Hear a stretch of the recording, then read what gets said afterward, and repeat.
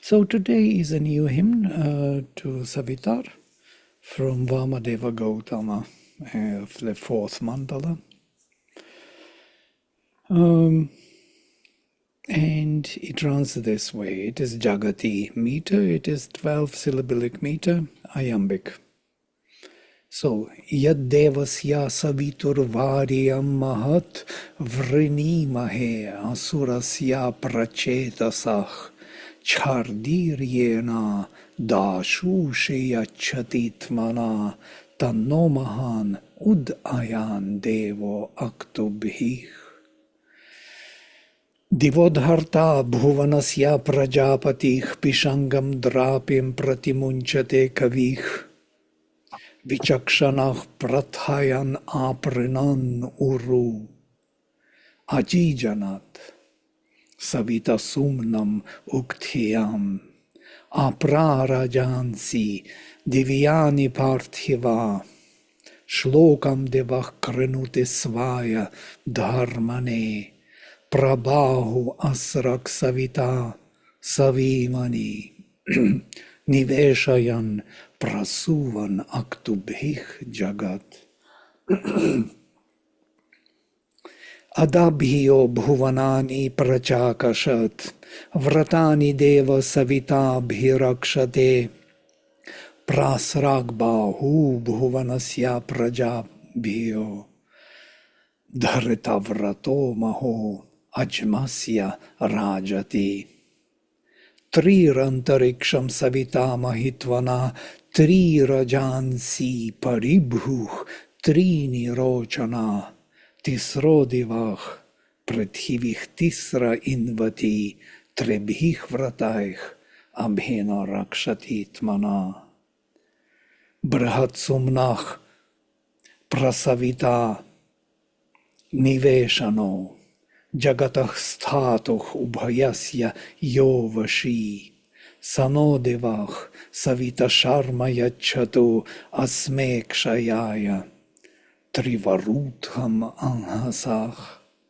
Agandeva Ritubhih Vardhatu Kshayam Dadhatonach Savita Suprajam Isham Sanach Kshapabhih Abhih Cha Jinvatu Prajavantam Raim Asme Sam Invatu. If you read this way, and this is deconstructed reading of the Udatta as a poetry, not as it is traditionally read to record the text with markings of morphological accent in the words, then you get some diction which is very, very special. And I'm sure they will not even recognize that it is Sanskrit or something in India if you read to them this way. They are not used to this reading. But when I read this way to a headmaster of Gurukula who teaches these texts his students to learn by heart, he was in tears. He said, this is the way how it should be read. Because you understand the meaning then. You read with the meaning. You don't read just to read the text, to make the sound. All right, coming back to the text. Tad devasya savituh varyam mahat. That greatness, varyam, mahat, and greatness, of the god Savitar, devasya savituh, we choose vrenimahe, of the powerful one, Asurasya, whose consciousness is turned ever forward, Prachetasah, that by which he gives protection to the giver of the sacrifice. Yena Chardich. Chardich is the cover, the roof, the fence. Yachati gives Atmana by himself, Tanno Mahan, Udayan Devo Aktubhih, by which the great God himself is rising in the night. Now, in the night, Aktubhih, it's by Actus. Actu is actually from root Anj, to manifest. And Actu, if you look at here, it is tinge, ray, light, dark tinge, darkness, night. So it's both night and light. Why? Because it's quite interesting. Because Actu, we have Vyakti, you know word Vyakti, yeah, in Hindi, which is manifestation, Vyakta, manifested. So it is, Anj is to reveal. So it is revealed through night and light. So it is this by manifesting powers. Yeah, he moves up, the great God, Mahan Devah. Udayan, rising by the powers of the night and the light. And it's kind of very applicable to Savitar, as we remember from the previous hymns. He is always related to the night. It is by the dark spaces that he is rising, yes? Manifesting all in this world, because the night is the location of the light. And there is no light without the night. Then there is something, only one. Light without the night, there is no light. Yeah? It's just being conscious, being aware, being oneself. And then verse number 2, Divodharta bhuvanasya prajapatih pishangam drapim pratimunchate kavih vichakshanah prathayan apranan uru ajijanat sabita sumna muktiyam. He upholds the heaven, the creator of the world, Bhuvanasya Prajapati. He puts on his golden garment, Pishangam Drapim Pratimunchate, the poet seer Kavih. He is the seer because he reveals everything, and he is the poet. Poet means, interesting, poet, see, it's just the term Sri Aurobindo is using for Kavih. It combines two powers, yes, of the seeing and hearing, or speaking. And these two major powers are the powers of consciousness, seeing and hearing. Vladimir, shouldn't Munchate have something to do with releasing? Yes. Or creating? But Pratimunchate, Okay. not Manepadam, with Prati, has this he releases against, yeah, so to say, he puts on. Okay. Well, it's a unique usage of this word. Yeah, he frees against, so to say, puts on himself. Or you can try to translate it differently, also possible. Pratimunchate, he releases upon the world, casts the golden garment, yeah? The emanations of light. He dresses the world in the golden garment, if you want, yeah? But unfortunately, here Atmanepadam, yes, but even then, why not? Subjectively, he does it. As his own world, he dresses in his own garment. I can justify it in that way, Atmanepadam. Yeah? Because he's the seer, he is the poet who poetically creates the worlds, manifests. Vichakshanah prathayan aprenanuru. Oh, here it comes in that way. Seeing widely and in detail, vichakshanah. Spreading far prathayan and filling the vastness by himself. Aprenanuru. This filling vastness, it could be pratimunchate pishangam drapim. Yeah? This golden drapi, this garment he casts upon the world. Could be. Savitar has generated the perfect thought. Ajijanat generated Savitar, Sumnam Uktiyam.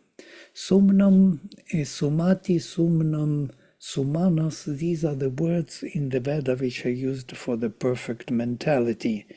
And we spoke about this in relation to Anumati, Pramati, and Sumati. Sumati is something which is answering to our call, or it's a grace which comes to our invocation, aspiration. And usually it is of the perfect form, perfect thought, maybe the equivalent of the action of the supramental thought.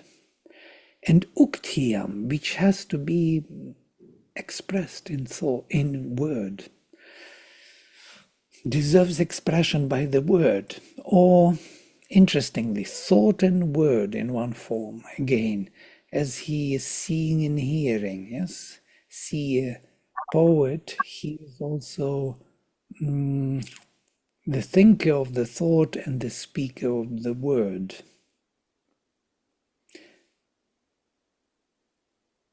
The thought has something to do with seeing. The thought is usually the form, the light, something substantial of the being which is seen by the sight. And the word is the expression of its meaning, which is pervading the space and generates all meaningful connections between the selves. So these two are major faculties of apprehensive and comprehensive cognition, respectively. So apprehensive is thought, and comprehensive is the word. They are usually in the Veda, these two will be mentioned together. Wherever there is seeing, there will be hearing following. Wherever there is hearing, there will be seeing mentioned. Yeah? Nama and Rupa, name and form, they will always go together.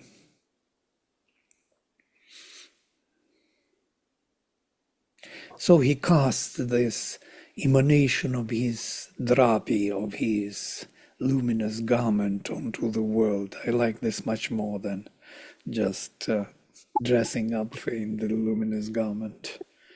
Because he is pervasive of this. He pervades with his body the whole vastness.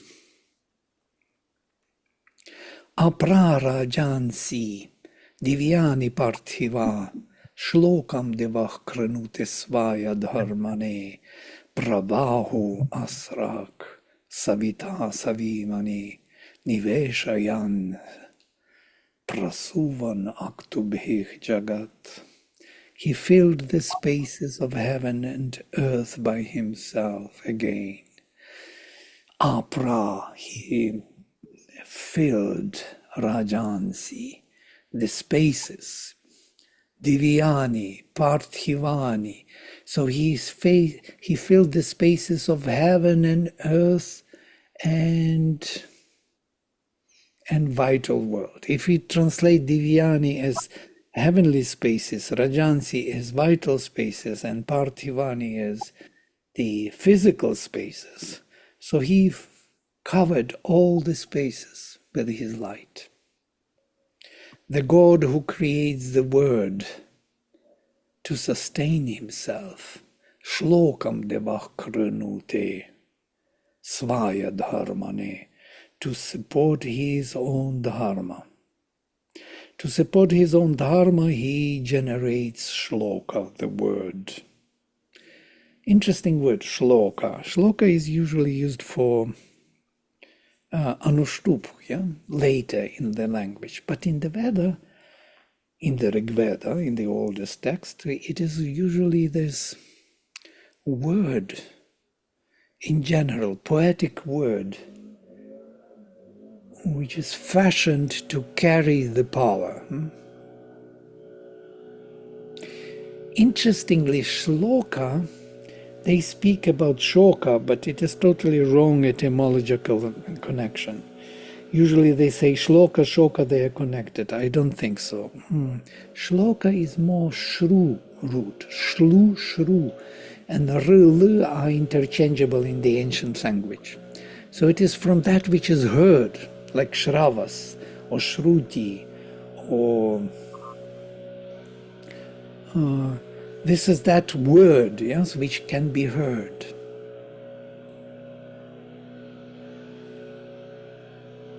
Do you hear the sound from outside? They're cutting the trees. Buzzing. Do you hear? Unfortunately. I can't help this, really. It's so annoying. But what to do? We have to bear. I will make less sound, maybe you will hear less.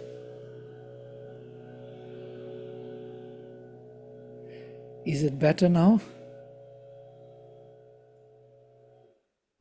No, not No, better. It's okay, Vladimir. It sounds like Om. I will tune my voice into that sound, and then it will be good. Okay. So this is shloka. He creates the word. He creates the dynamic expression of consciousness which carries the meaning, which unites and connects all the bits and pieces of the self. Prabhu Asrak, and he extends, stretches his arms, Savitar, Savimani, to all who move here to guide them. Niveshayan, introducing and leading them in the night here. Prasuvan Aktubhir Jagat.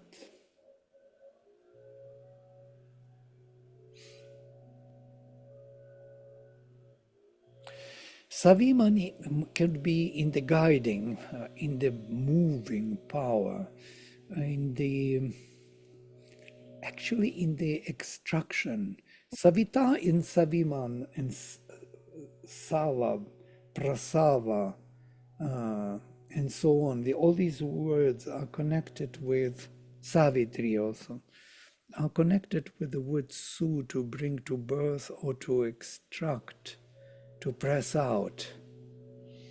In this pressing out, in this sacrificial pressing out, manifesting power, in the moment of manifestation, he spreads his arms forward. His arms are a very important feature of Savitar. It is by these two arms he does all the tricks. He involves the uninvolved powers or the souls and pushes them up. So to say, he pulls them down and pushes them up. So to say, he involves them and pushing them in evolutionary ascent. Niveshayan, introducing, prasuvan, and pushing forward, aktubhik, through these manifesting powers of light and night, jagat, everyone who is moving here. Jagat is actually moving, or the world. In the Isha Upanishad, Jagat is used as the force. If you remember, Jagatyam Jagat, yes, everything which moves here in the universal motion. So every individual movement in the universal motion. Let us say Jagat is the individual movement. It's from root gam, to move, perfect form. So that which moves, which has life, which is not staying in one static form, which is constantly evolving and changing and developing in time, everything is pushed forward and introduced into the world and pushed through the manifesting powers of light and night, Aktubhih. Now I'm kind of arriving at introducing and leading them in the night here. I could, of course, change the translations a bit. But explanations are needed because one cannot put it into one translation. You need to dwell on it more to really arrive at some deeper meaning. Oh God, this noise is a killer. It kills the brain. It cannot think, cannot tune myself to the text. 1 second, I will stop them.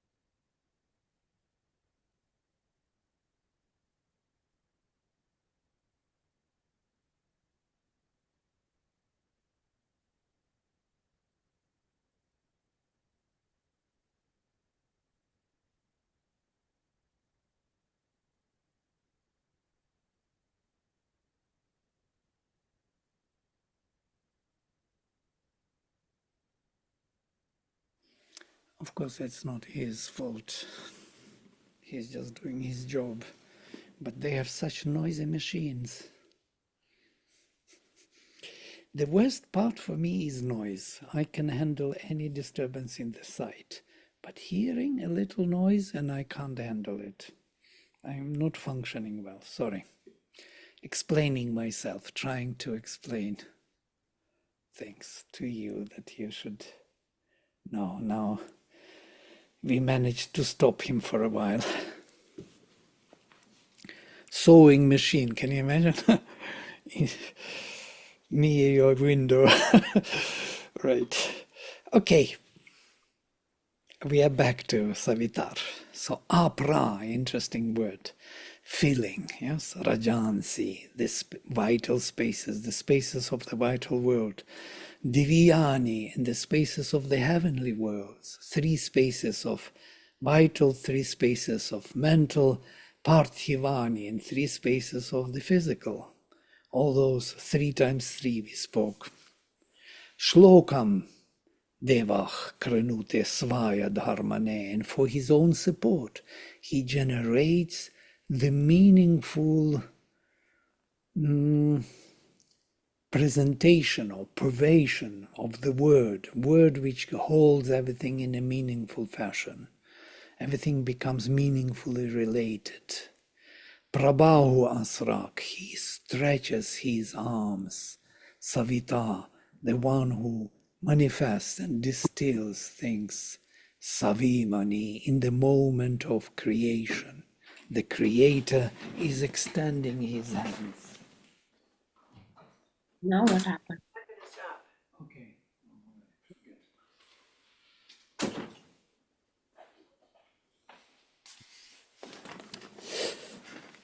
All right, he's not going to stop. I will make a little lower this and we'll continue.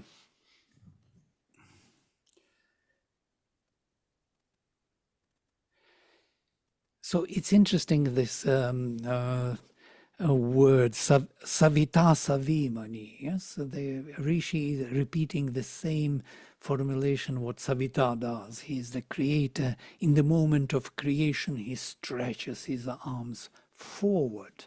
This word forward, pra, is important. Forward means in time.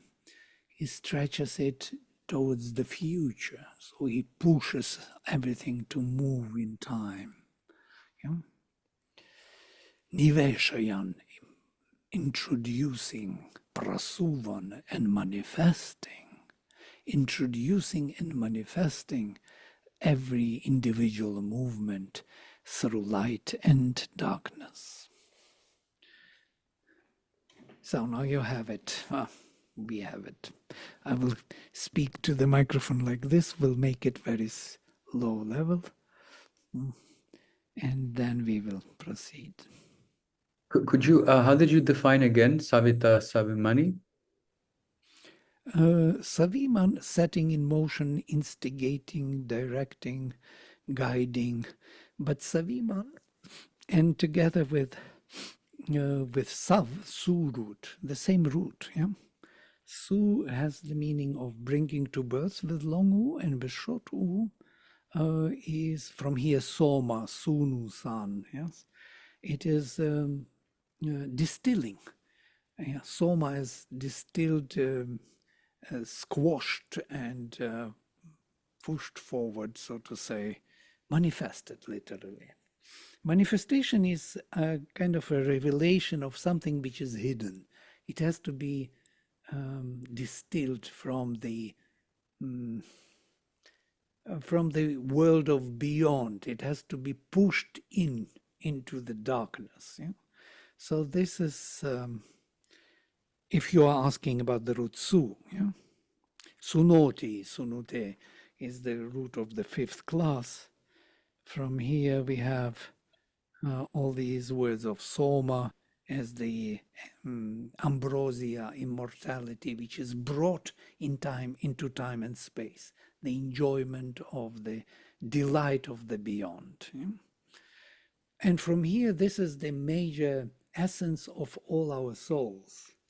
That's why we have Sunu, sun in Russian. Sun is also from Sun, Su root, yes, and which is manifested, distilled from the beyond, extracted from.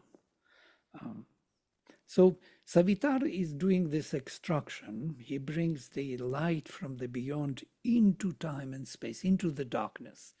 And they are so well related, Savitar and the night.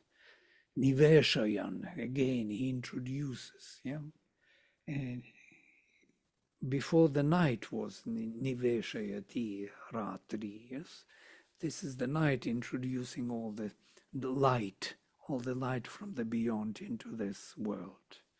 Now he is introducing into the night all the beings, and Prasuvan, these two. So he is introducing them from the beyond, and Prasuvan, and pushing forward, or working on them, polishing them, or let us say, distilling them, making quintessential manifestation of them in time and space. Aktobhich.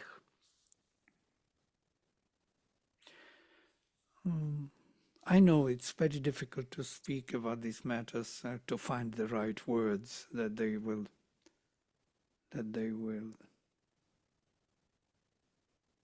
trigger some deeper understanding. I'm answering without knowing what you were asking. Yeah, kind of trying to find my way around. What did you ask, Mike? Now I will want to know.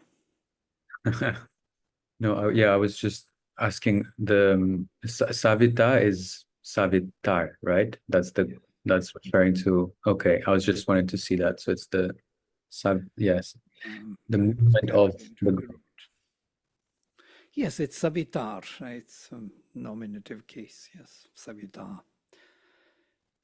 Right. If you were joining our Sanskrit grammar, you would know that. It's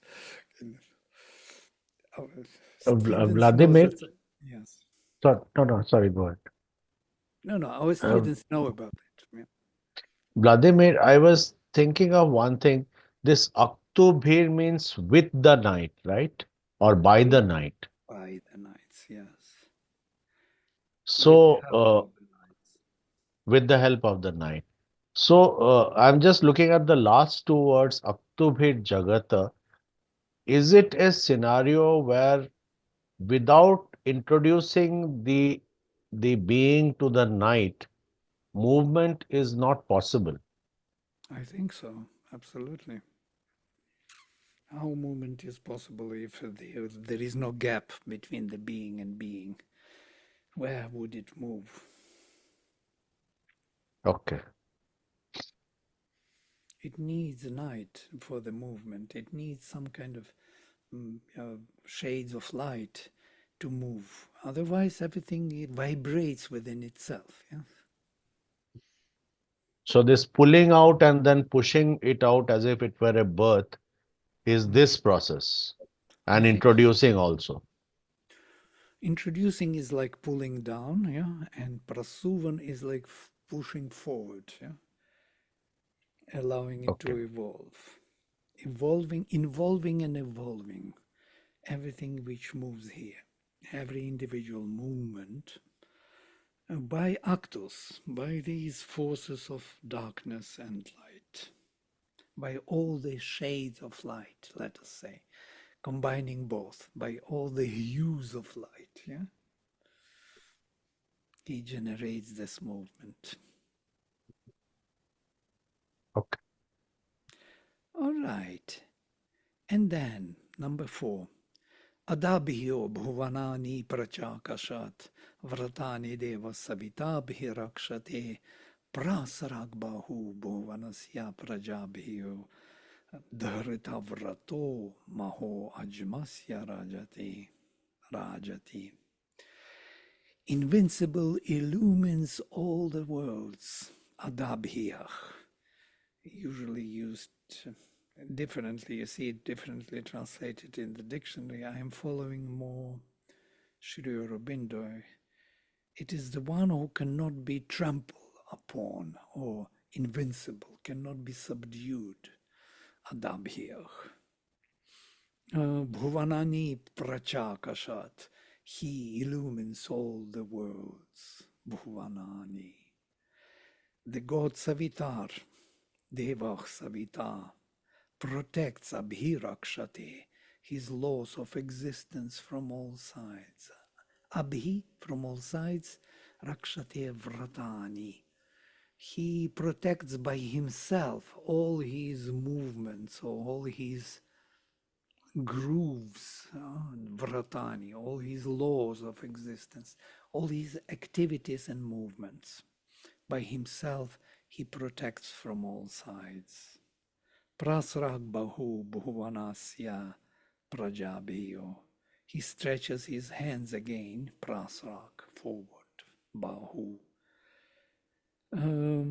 to help all creatures in the world of becoming. Prajabhiya, for the prajas, yeah, for the creatures who are born here forward. Interesting word. Praja is the creature translating, but literally it is the one who is born forward of the world. For all the creatures who are born forward in this world, in this becoming, he stretches forward his arms of help or holding firm his supreme laws, Dharita Vratah. He's held. He is the one. This is Bahuvrihi compound. You can see by the accent, Dharita Vratah, the one who holds his actions firm. Mahach. Mahach Ajmasya, of the great movement Rajati. He is shining. He's shining in his great movement, let us say, holding firmly his movements or his actions, his laws, stretching forward his arms for all the beings who are born here to manifest in the world of becoming.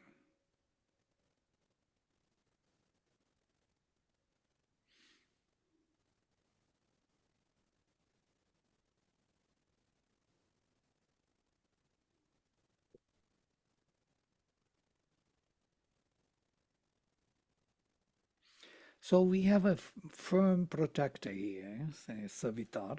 He pervades the whole space, all the spaces. So we can refer to him as our guide, protector, driver. It is the supramental light which pervades, which is firmly establishes these worlds and protects them from all the sides. All his laws of the divine, are being protected here and cannot be violated. If we subscribe to his laws, divine laws, then we will be on the sunlit path, let us say. There will be no force which could alter this movement or this growth of his consciousness. There is no power which can really diminish. He is adabhir. He cannot be subdued by any power of darkness. This is something to think of, yes? We always doubt the power of light, and that very doubt is actually the strength of the power of darkness. And that's why we cannot fully subscribe to the sunlit path, fully give ourselves, surrender to the divine. We cannot because we do not know this shloka. If we would know that he is here and cannot be altered, his help is always there. He is supporting all the creatures who are moving forward in their evolutionary journey, then we would be safe.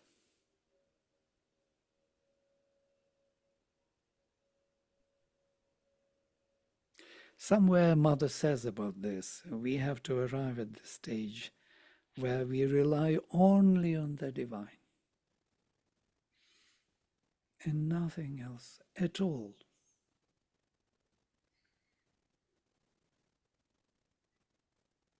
And then it will be the safest life. It's interesting, yeah? We still think that we can manage it somehow. We have to do things on our own, as if such thing exists. All right, and now the very important verse. Trich antariksham savita mahitvana tri rajansi paribhuh tri nirochana tisro divach prithivich tisra invati tribhich vrataich abhinarakshati tvana.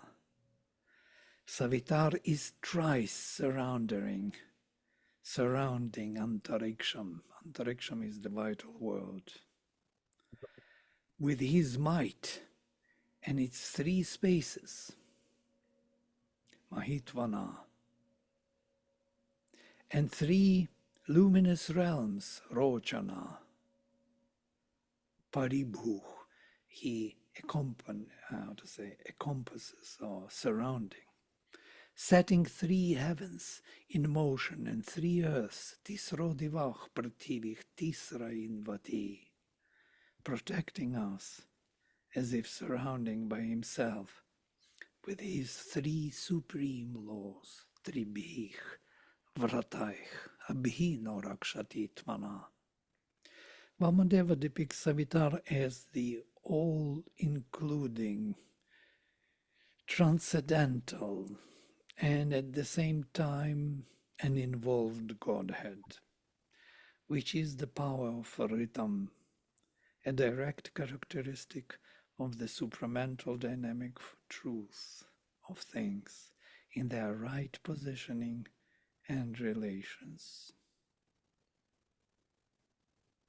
For he includes also the three luminous realms, Tri Nirochana, this is three realms of the overmind, and all that that is below it, making the three heavens and the three earths grow, revealing all the wonders of the divine manifestation on the scale of time and space. This is the vision we had already, yes? Triple worlds. We have Tisro Divach, 3 heavens, 3 mental realms, Tisrach Prithivihi, 3 earths, 3 physical realms. Oh, we have also Rajansi, 3 Rajansi, 3 vital realms, and 3 Nirojana, 3 overmental realms. And these altogether are supported by his Tribhich Vrataich, by his 3 major laws. He protects by himself all of us. These 3 major laws are 3 major laws of the supermind. So here in one verse we have triple supermind, triple overmind, triple heaven, triple vital, and triple earth. All 5 triplicities are mentioned in one verse. Interesting, yeah? And we will find these formulations here and there once in a while. You remember my presentation of triple worlds, yes? We also looked into them as chakras in our body also, because they correspond to the 3 physical chakras, 3 vital, torso chakras, 3 head chakras, yes? And above 3 higher chakras of Sahasrara.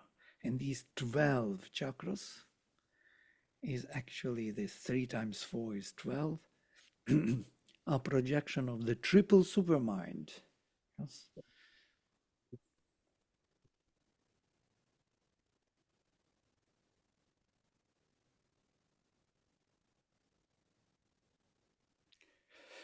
Okay, maybe I will stop here.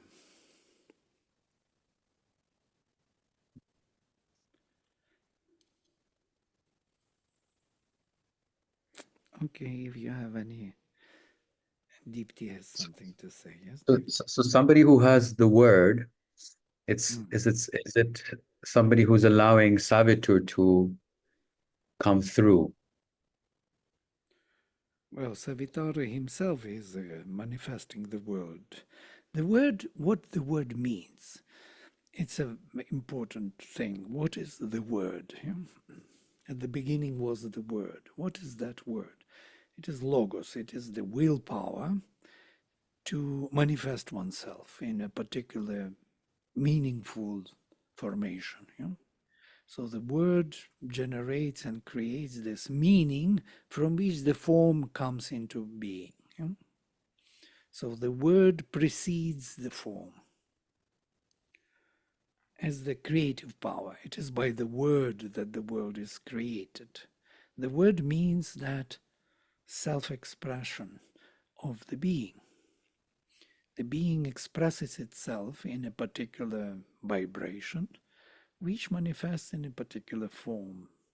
And that form is of such kind that it has meaningful correspondence with all other forms. Otherwise, it would not come into being. Because the word generates those meaningful relations, yes, comprehensive oneness of all beings in their comprehensive relations. And that is hearing, all pervasive, comprehensive presence of meaningful relations in the world. That's why everything is correlated meaningfully. The birds fly in the air is, wind blows, the rain falls, the sun shines, everything is related. Yeah? The forms are related because there is the word behind them, the meaning. It is through the meaning that they relate. They don't relate through the form. So it's will and meaning. Yes. Yes, it is the will of the divine to express oneself as always the meaningful expression, because the divine is meaningful, yes, because his consciousness is just the meaning. So he is aware of himself totally in a meaningful way. And then when he expresses it, in time and space, then those meanings are manifested in forms, in a particular energy, vibration. Sri Aurobindo has a very beautiful description of this. You remember, in one go he goes. Let me find this for you. Sri Aurobindo on the Word. I have a file somewhere.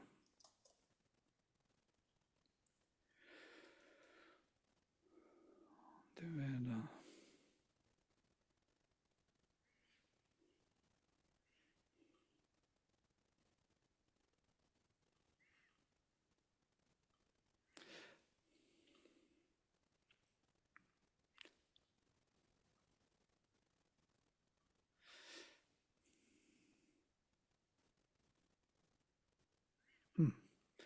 Cannot find it yet.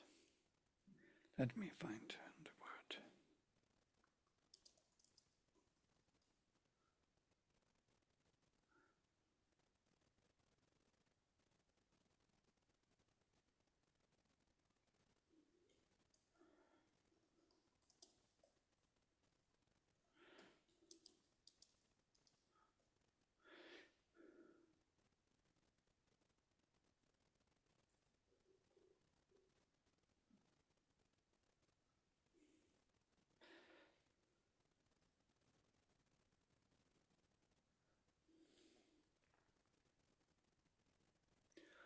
I think it was somewhere.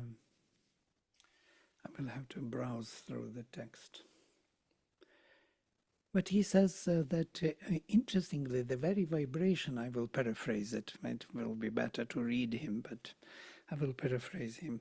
The vibration which is generated by consciousness is being split in two forms. One is just manifesting itself in speech, in self-expression of what we speak, and the other, the psychological sense of the reality as we know it. Yeah? And the other is that very vibration generates the forms which we perceive as meaningful. So it is the same vibration generates both the object of sense and the sense. So it can't be otherwise. Otherwise, we would not have correspondence in our mental, so to say, perception of the world.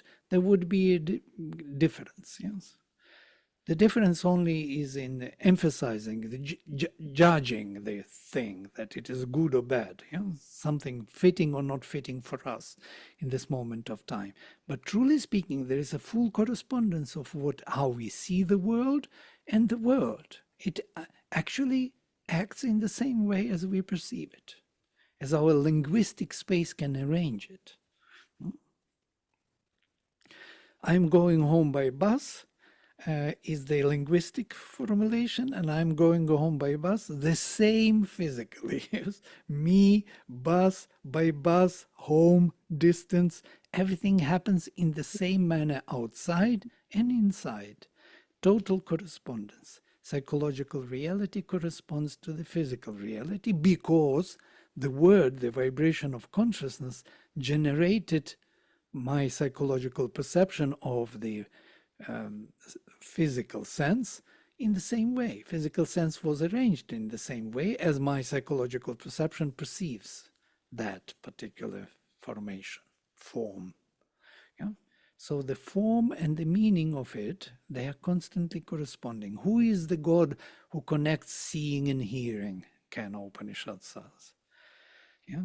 Kau devo yunakti, chakshuh shrotram, kau devo yunakti. Who is the God who connects seeing and hearing?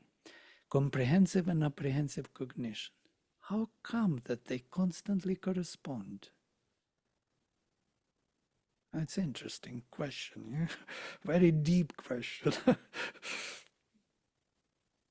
Why form? Yes, Kinch. Sorry, go ahead. No. Just this. I was going to ask, can I think of it like this, that whatever is the meaning in my head, I form the words to create specific vibrations, and those word forms are the meaning. Well, if you're speaking of the name, naming things, Yeah. It's like a secondary involvement. You want, through your psychological perception, to name the thing for you to manage it in your inner space. I mean, then, of course, there is a very interesting discussion in Yaska.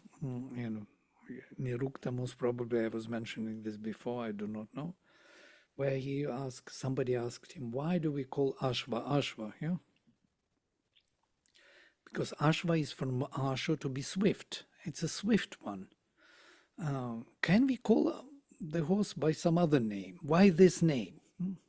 And he answers very interestingly. We highlight a particular quality, and that quality becomes the name, the nickname for the whole thing. We use nicknames as indicators, and here we have a problem. Yeah? Because it does not describe the whole Ashva. Ashva is running. And because there is the next question, why don't we call then everyone who is running Ashva, the horse? It doesn't fit. You can't manage the manifestation in this way. You cannot call everybody the horse if he is running. Yeah? So there is no one-to-one correspondence. You highlight a particular quality, and by that quality you generate a nickname. But Ashva can be called by many names, not by running only, but also by neighing, by galloping, by jumping, by eating, by looking, by whatever. There are many names for Ashva, and these are all only particular qualities. Notice. Huh? And you can have as many qualities as you want to describe Ashva. You can generate as many names, nicknames as you want to indicate Ashva. Wow. But does the horse or the Ashwa have a perfect name? No. No perfect name. Only qualities. Qualities by which you call the self. It's adjectives. All the words, all the nouns are adjectives. They are descriptive of a particular quality.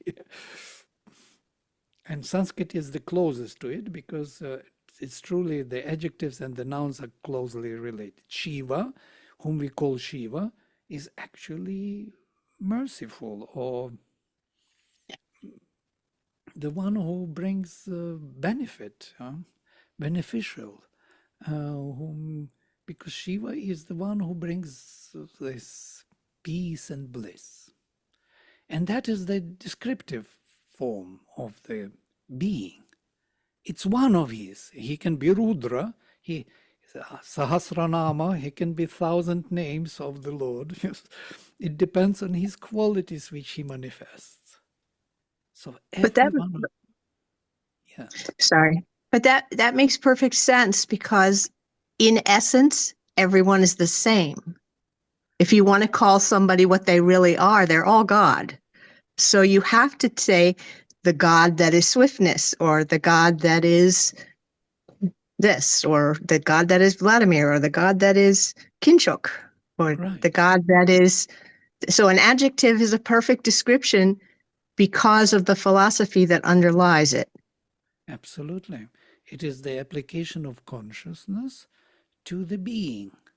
The being is behind the self, which is the divine, and it can be manifested in many different actions and forms and qualities.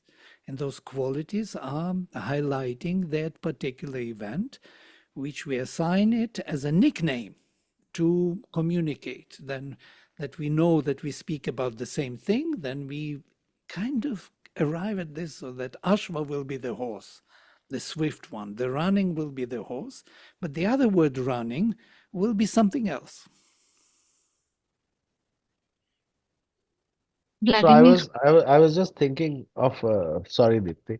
I was yeah, just thinking, so the meaningfulness of the world comes because we somehow understand that these words uh, portray the same meaning to all of us. I mean, what I'm trying to say is, Um, Tower of Babel situation arises because words convey different things to different people. right. So the meaningfulness comes because we use the same vibrate. For example, in this shloka, you just used a word called drapi, and Mhm. I was thinking how similar is drapi to draping and Yeah. drape. So Mhm. it's like somewhere we have diverged from there to. Uh-huh. I thought the same. Yes, right. This idea of lexical meaning is important to understand that lexical meaning does not exist. In the Department of Linguistics, I was asking my professor, what is lexema? Can you explain to me? I don't understand. Lexema is something like table is a lexema for table. Eh? What is the meaning of table? Eh? And he says, well, it is something flat and with legs and wooden preferably. But this is a description of the form. Why do you describe the form? What is the meaning of table? Eh? And the meaning is not in the form. Form is the outcome, it's the result. There can be many different forms for table. I can use anything for a table. Table can be used for anything else. It can be used as a bed, or as a chair, or as a wood for the fire. Table as such can be used in many varieties, in many different ways, as a protector, as a fence, as an umbrella. You can use the table in every possible way. Why? Because look, the meanings are there. The meanings, our application, what it is doing, yeah? How it is being used in relation to other beings. That is the meaning. And so the table, and also table can be, timetable. Why it is table? Because tabla means something flat, which allows you to locate things on this flat, to make them visible in their own kind of relations. It's some kind of plateau, tabla, flat surface on which, so now we are arriving finally slowly to this meaning of table, which can be used in many ways. I can take a guitar, put it and eat on it, and it will be a table. It can be on the ground. It can be anywhere, on anything, table, on the bed. Yeah, let us make a table on the bed. So table is the functionality and not the thing. And then this functionality is used as a nickname for a table. That's it. Here we come, form and name. Finally, they join together, that we can operate easily and faster and efficient, more or less, of course. Yes, Deepti, you wanted to say something. Now, in this context, I was wondering how para and vaikari are relevant. Like Right. the highest. Just a moment, somebody's at the door. I'll just. Sure, nice. Para Vak and Vaikari Vak in the Tantric tradition. They are related in a very interesting manner. We have the linguistic reality. I can say a table, and I can write a table, and I can see a table as a table. So now, if you look at this, I can see it and I can speak it. I can have it in my consciousness and I can have it in the embodied state. Yeah? There are two realities. One is the form and the other is the meaning of the form by which I operate in my linguistic space. And they are corresponding because in Paravak they are one and the same. Yeah? The form, Artha and Shabda, or Artha and Vak, are one and the same in Paravak. But then they get split. When they come to this time and space, finally to the embodied state, we see the form and we give a nickname from our linguistic space that we will use this form as a table, as a flat surface on which we will spell out all the things in meaningful relations. This is it. This is what we call tabla. And of course, table, interesting, stable. The sit also is connected. And all this sit, I've spoke about this starut, to stay, you know, stability, sit. It's like st, you come to stop, to full stop, you know, stable, station, stumble, stupid, you name it. It is always this sit, you come to the full, to the wall, you hit the wall, as it were. So this etymological sense is in many words, and it is playing that beautiful, you know, flexibility of the power of consciousness, assigning different qualities to different forms and using them by that. So is it correct to say that there's an agreed meaning, sort of, that Well, people agree upon, right? And then there's an inherent meaning that's in the sound itself. right, absolutely. It's more in its more essential form. The sound carries a meaning, right? Right, right. And these as Sri Aurobindo says beautifully in the Origins of Foreign Speech, that he can arrive at every meaning, at any meaning, through any different route. You can describe table by all possible relations. Yeah, it's quite interesting. You can give any nickname. It's possible. This flexibility in the mind is the faculty of the higher mind. To give names, to generate new names. Yeah? We can generate, as Rigveda says, and Rishi, how to say, brought to birth new names. So these new names are new formations, new formulations of the same kind of new possibilities, new meaningful discoveries of that table thing.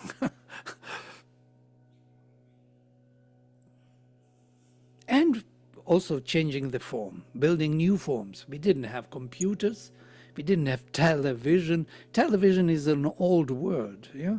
Vision, far vision. Yeah? Telephone, hearing far. So we took the formation from the past, and there is a new form, telephone and the television and computer put together, yeah?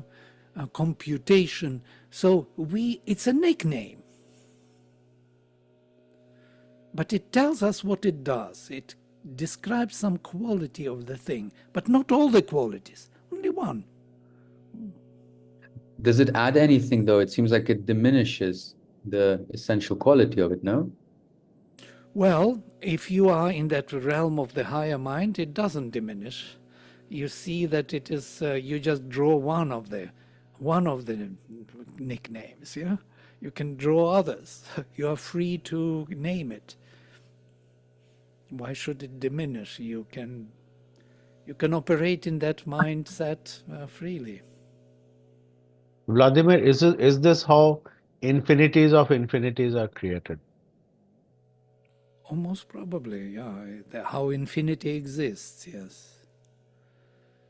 Aditayach, Adityaso Aditayach Siyama. May we be Aditis and Adityas, yes. May we be infinities and infinite qualities, says Rishi Vasishta. So, yes, why not? And poets feel this. They feel, and they always, did you notice how beautifully they combine words in a new fashion, in a new combination, which gives us more light to the event, to the true meaning of what is happening. Yeah?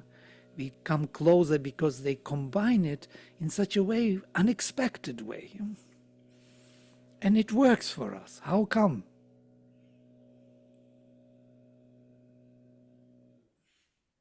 Because these are nicknames, because these are just adjectives, descriptive of some qualities, and you can recombine them at will if you are free to do that. But we have to educate this consciousness. It's not at random that you can combine. Yeah? It has to be felt. It has to be seen. That's why poets seer. It is not something which is done, let me put hodgepodge everything and it will work. No, it won't work. And what is it? Because you said we hear the word, but we see. What do they see? Yeah, we have to see how it is meaningfully connected. Yeah, the seer, poet seer. Because the form which comes from it can be, I don't know, rhinoceros with I do not know, some chimera. We can create chimeras. Of course, chimeras exist, but do they really tell us something? I don't think so. They don't say much. They kind of confuse more. So it depends what for we are doing. There has to be a message and forward. We have to look forward to the growth of consciousness. If it is not helping to grow and to widen the scope of understanding of ourselves and the world, then it is just doing the opposite. Yeah?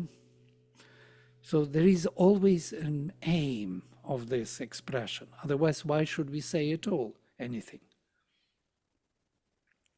It's always directed towards evolution. Yes, Nipti? I'm remembering Gurji.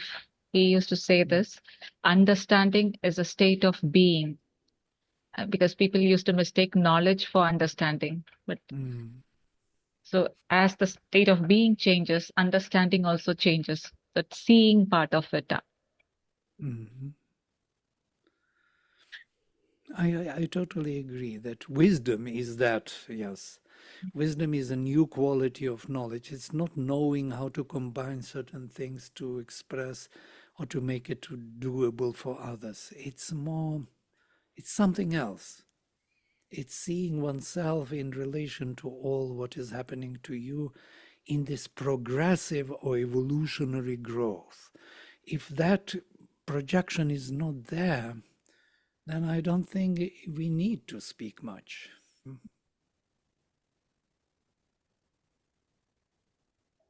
Otherwise, why we come here and speak at all? There's something, we are looking for something. We want some change, progressive change.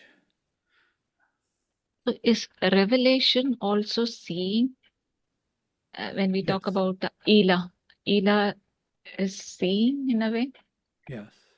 Ila seeing, Saraswati hearing, and Brihati touching. Yeah? Bharati or Brihat. Bharati. So inspiration is hearing. Inspiration then is hearing. Yes, inspiration is hearing. Right. Revelation is seeing. On the supramental level or highest, let us say, over mental level, they correspond closer. Yes, they are more dynamically related. On the lower level, they are kind of form and the meaning are totally kind of separated, as it were. And that's where we are confused with these nicknames. How come that you call this the table, others are calling it something else? And it feels like we can randomly name things. And we can, notice, we can randomly name things because, but it has to correspond to a particular quality of the thing. Yeah? If it does, then we can do it. If it doesn't, if it is just abracadabra, then it creates this chimera, which is not working. All right, I will stop here, otherwise my brain is ready.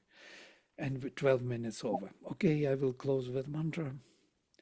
Om Sarve Bhavantu Sukhinaha Sarve Santu Niramayaha Sarve Bhadrani Pashyantu Ma Kaschit Dukha Bhag Bhavet. Om Shanti Shanti Shanti.